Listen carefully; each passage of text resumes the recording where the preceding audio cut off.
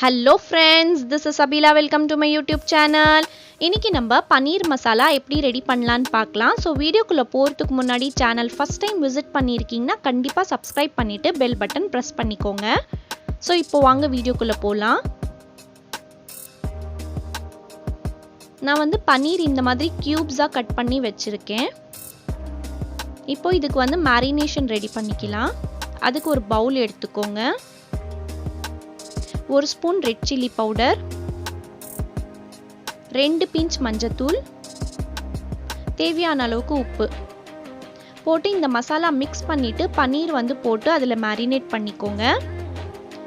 நீங்கள் டைரெக்டாகவும் பன்னீர் அப்படியே கிரேவியில் போடலாம், இந்த மாதிரி மேரினேஷனும் பண்ணி போடலாம். டிஃப்ரென்ஸ் என்னன்னு பார்த்தீங்கன்னா, இந்த மாதிரி மேரினேட் பண்ணி டாஸ் பண்ணி போட்டிங்கன்னா நல்ல காரசாரமாக இருக்கும். நீங்கள் டைரெக்டாக போட்டிங்கன்னா உங்களுக்கு வந்து பிளெயினாக இருக்கும். அவ்வளோதான் வித்தியாசம், வேறு ஒன்றும் இல்லை. ஸோ இப்போ பன்னீர் வந்து டோஸ்ட் பண்ணி எடுத்துக்கலாம். அதுக்கு வந்து ஒரு ஸ்பூன் ஆயிலும் கொஞ்சமாக வந்து நெய் போட்டுக்கோங்க. நீங்கள் வந்து நிறைய நேரம்லாம் ஃப்ரை பண்ண வேண்டாம். 1 மினிட் வந்து ஒரு சைடு, இன்னொரு மினிட் வந்து இன்னொரு சைடு, 2 மினிட்ஸ் போதும். நிறைய டாஸ் பண்ணிட்டிங்கன்னா உங்களுக்கு அது ஃபுல்லாக டைட்டாக ஆகிடும், கெட்டியாக ஆகிடும். அதனால ஸோ இப்போ இது 2 மினிட்ஸ் ஆயிடுச்சு. நான் கம்ப்ளீட்டாக ஃப்ரை பண்ணிட்டேன்.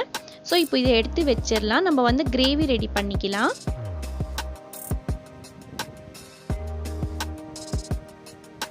ஸோ கிரேவி ரெடி பண்ணுறதுக்கு ஒரு பேனில் வந்து 2 ஸ்பூன் ஆயிலும் 1 ஸ்பூன் வந்து நெய் போட்டுக்கோங்க.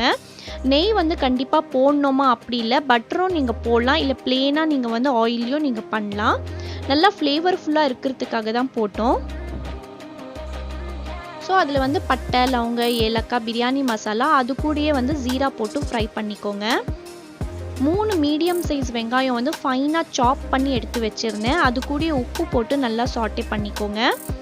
இந்த வெங்காயம் வந்து நல்லா டிரான்ஸ்பரண்ட் ஆகட்டும். ஸோ இப்போ நம்ம வந்து 2 பெரிய ஸ்பூன் இஞ்சி பூண்டு பேஸ்ட் வந்து ஆட் பண்ணிக்கலாம். பேஸ்ட் இல்லைன்னா நீங்கள் கிரேட் பண்ணி கூட நீங்கள் போடலாம். ஸோ 2 மினிட்ஸ் சாட்டே பண்ணிக்கலாம். இது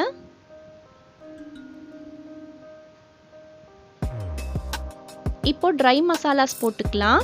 ஒரு 1/2 ஸ்பூன் மஞ்சத்தூள், red chilli powder 1 spoon, jeera powder 1 spoon, தனியா தூள் 2 ஸ்பூன், கரம் மசாலா 1/2 ஸ்பூன் போட்டு நல்லா ஃப்ரை பண்ணிக்கோங்க.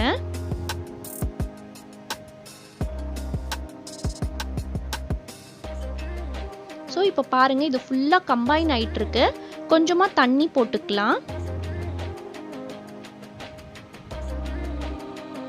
நான் நான்ஸ்டிக்கில் பண்ணுறதுனால அது அடி பிடிக்காமல் வருது. நீங்கள் நார்மல் பேனில் நீங்கள் பண்ணுறீங்கன்னா நீங்கள் ட்ரை மசாலாஸ் போடும்போதே நீங்கள் தண்ணி போட்டுக்கோங்க, இல்லைனா அடி பிடிச்சிக்கும். இப்போ வந்து பார்த்திங்கன்னா 3 வெங்காயத்துக்கு அப்படியே டபுளாக தக்காளி போடுங்க. 6 தக்காளி போட்டுக்கோங்க. நீங்கள் கட் பண்ணி கூட நீங்கள் போடலாம், இல்லை இந்த மாதிரி பியூரே பண்ணி கூட நீங்கள் போட்டுக்கலாம். ஆயில் ஃபுல்லாக பிரிஞ்சு மேலே வரட்டும். பாருங்கள், சைட்லேருந்து கொஞ்சமாக ஆயில் பிரிஞ்சு மேலே வந்திருக்கு பாருங்கள்.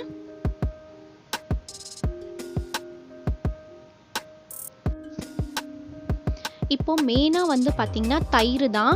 தயிர் எதுக்காகனா இந்த கிரேவிக்கு வந்து ஒரு ரிச்னஸ் கொடுக்கும், ரொம்ப ரொம்ப டேஸ்டியாக இருக்கும். நீங்கள் முந்திரி பேஸ்ட் கூட நீங்கள் போடலாம், பட் தயிர் வந்து இன்னும் ரொம்ப ரிச்னஸாக இருக்கும். ஸோ இதை நல்லா சாட்டே பண்ணிக்கலாம். இப்போ கிரேவிக்கு ஏற்ற மாதிரி நம்ம தண்ணி போட்டுக்கலாம். நிறைய தண்ணி போடாதீங்க, நான் 1 கிளாஸ் தண்ணி தான் போட்டிருக்கேன். இந்த கிரேவி வந்து கொஞ்சம் டைட்டாக இருந்தால் தான் நல்லாயிருக்கும். இந்த ஸ்டேஜில் வந்து உப்பு காரம்லாம் செக் பண்ணி நீங்கள் டேஸ்ட் பண்ணி போட்டுக்கோங்க. ஸோ இப்போ வந்து சாட்டே பண்ணிக்கலாம். இப்போ இது லிட் க்ளோஸ் பண்ணி ஆயில் ஃபுல்லாக பிரிஞ்சு மேலே வரட்டும். இந்த மசாலா நல்லா குக் ஆகட்டும். ஸோ பாருங்கள், நல்லா குக் ஆகிடுச்சு பாருங்கள் இந்த மசாலா.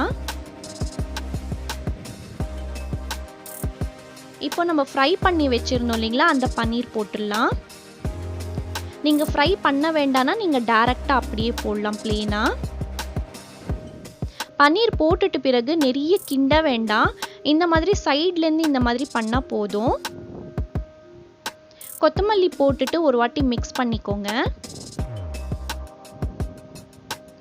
இப்போ அந்த மசாலாவும் பன்னீரும் வந்து கம்பைன் ஆகிறதுக்காக நம்ம வந்து ஒரு மீடியம் ஃப்ளேமில் 10 மினிட்ஸ் விட்டுறலாம். ஸோ பாருங்கள், இப்போ 10 மினிட்ஸ் விட்டுட்டேன். அந்த பன்னீரும் அந்த மசாலாவும் வந்து நல்லா கம்பைன் ஆயிடுச்சு. இப்போ லாஸ்ட்டில் கசூரி மெத்தி எடுத்து இந்த மாதிரி கையாலேயே நல்லா ஸ்க்ரப் பண்ணி நீங்கள் போட்டுக்கோங்க. இது வந்து கண்டிப்பாக இந்த கிரேவிக்கு வந்து ஒரு நல்ல ஃப்ளேவர், நல்ல ரிச்னஸ் கொடுக்கும். டேஸ்ட்டும் நல்லாயிருக்கும். கண்டிப்பாக இருந்தால் போடுங்க, இல்லைன்னா நீங்கள் ஸ்கிப் பண்ணிடலாம், நோ ப்ராப்ளம். இந்த பன்னீர் கிரேவி வந்து பார்த்திங்கன்னா நீங்கள் ரொட்டி கூட, சப்பாத்தி கூட, ஈவன் ரைஸ் கூட சாப்பிட்லாம், சூப்பராக இருக்கும். ஸோ நம்ம இப்போ இது சர்வ் பண்ணிக்கலாம். என்னோட சேனல் நீங்கள் சப்ஸ்கிரைப் பண்ணலைன்னா பண்ணிக்கோங்க, லைக் பண்ணலைன்னா லைக் பண்ணிக்கோங்க. ஓகே ஃப்ரெண்ட்ஸ், இந்த வீடியோ கண்டிப்பாக உங்களுக்கு யூஸ்ஃபுல்லாக இருந்திருக்கும்னு நினைக்கிறேன். நான் அடுத்த வீடியோவில் பார்க்குறேன். அது வரைக்கும் stay positive, be positive and think positive. Thank you.